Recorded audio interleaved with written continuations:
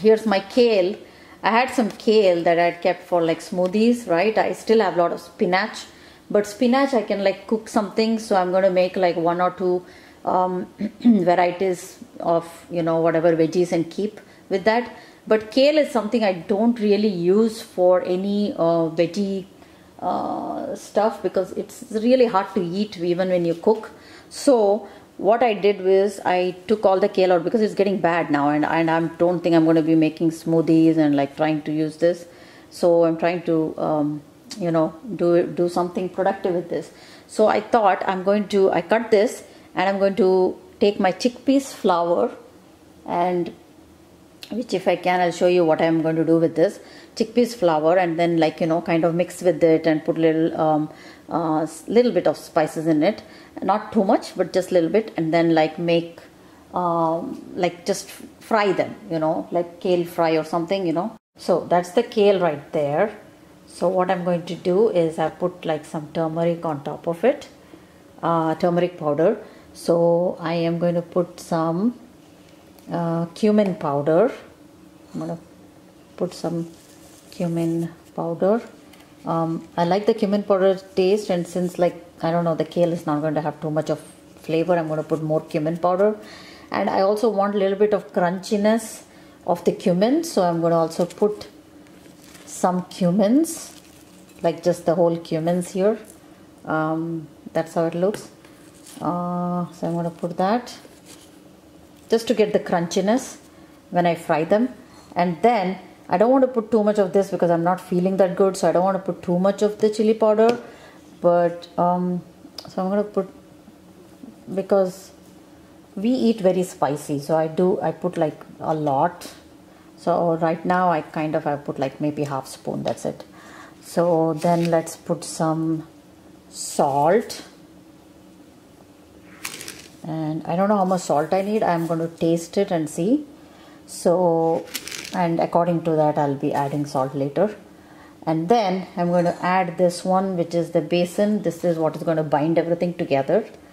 And you can put any other thing also. Oh yeah, I forgot to say that I put actually a little bit of cilantro leaves too. I just cut a little bit, like just like this much of cilantro leaves, like a cup, less than a cup. So this, once I should mix now and then put this. It will be much easier to, because I'm going to put a little bit of water to make that consistency, because I don't want to make it too pasty, because I don't want to eat too much of the chickpea flour either. I want it to be real thin, so I'm not putting too much. So let me mix this up, and I'm going to add little water and try to mix it, and I'll show you guys when I get the right consistency. The consistency I've done, it is nothing at all actually. It looks more leafy. It just has little coating of that chickpea flour, not too much, because I don't want to put too much of chickpea flour. So I'm trying to use like really less. So it just has a little slight coating of it, and I'm like frying my oil there. So I don't need to put so much. I'm just trying to cook at a time, like too many. But you can actually put more of that chickpea flour, that's called the besan. You can put more of that. I would usually put more of that just because I'm not feeling well. I'm trying to reduce like extra stuff, anything, and try to make it really bare, like more of like just the kale, and that's why I put it like that. That's why it's spreading like that. If you put more of the you know, the chickpea flour, it will bind together, so you can make it sit in one spot like nicely. It's not going to like, you know, be spreading too much, but I just want to do it like that, so I'm just doing like that, but you guys can do that. So let me flip that over after some time. I'm going to flip it over, and so guys, I just flipped it over.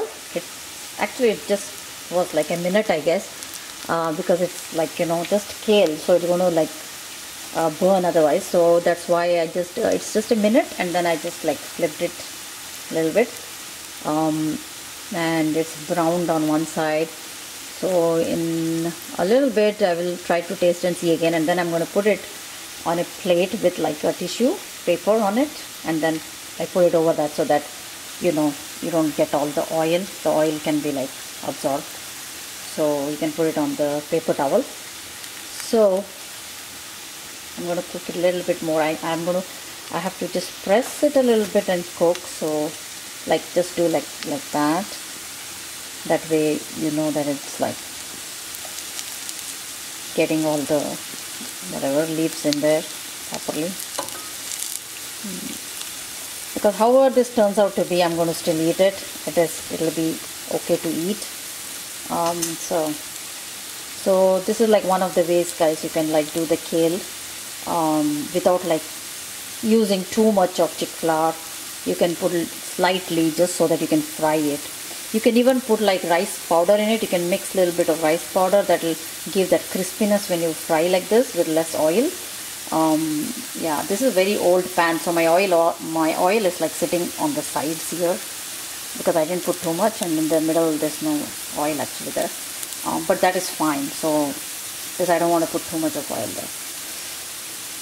So I think I'm going to try to put this in the like next load. Fully I'm going to finish it. So let's see how it. The first round is done. You really can't taste much of kale. I like it. It's just crispy, nice to eat, and oh my god, that cumin feels so good in the mouth when you eat it, and it's so crispy. I love it.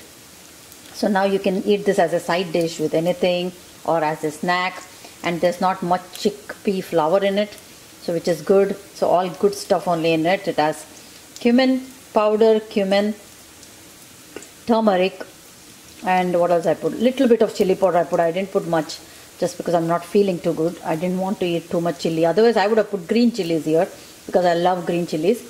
I'll never do anything without green chili, but today I'm skipping all that so that even kids can eat this. So I'm doing it in that way.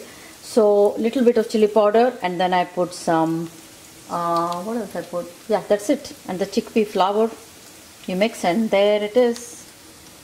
Really yummy. And this is the first time I tried with the kale, so I am really glad that it was not a fail. It tastes good, and it does, like, it binds together. It's not like it doesn't break out or anything, so it's good. And it's so crispy. You put it in your mouth, it just melts. It's not hard at all. So really good. So like I said before, you can also put rice flour in it a little bit to make it even more crispy, but this is already crispy like this. And don't put too much chickpea flour. If you want to make it a little more healthy, don't put too much of chickpea flour, just a little bit, just to coat it so that it can fry. So I usually do this like with a lot of other stuff, like with the bitter gourd and all that. And of course I put more of the chickpea flour and do with potatoes and all. But this one with the kale, I didn't want to put too much, and I love it. So I just put this over there just to decorate because I was trying to take a picture to send to my friends. So that's how it looks. And I'm going to have that with my tea right now.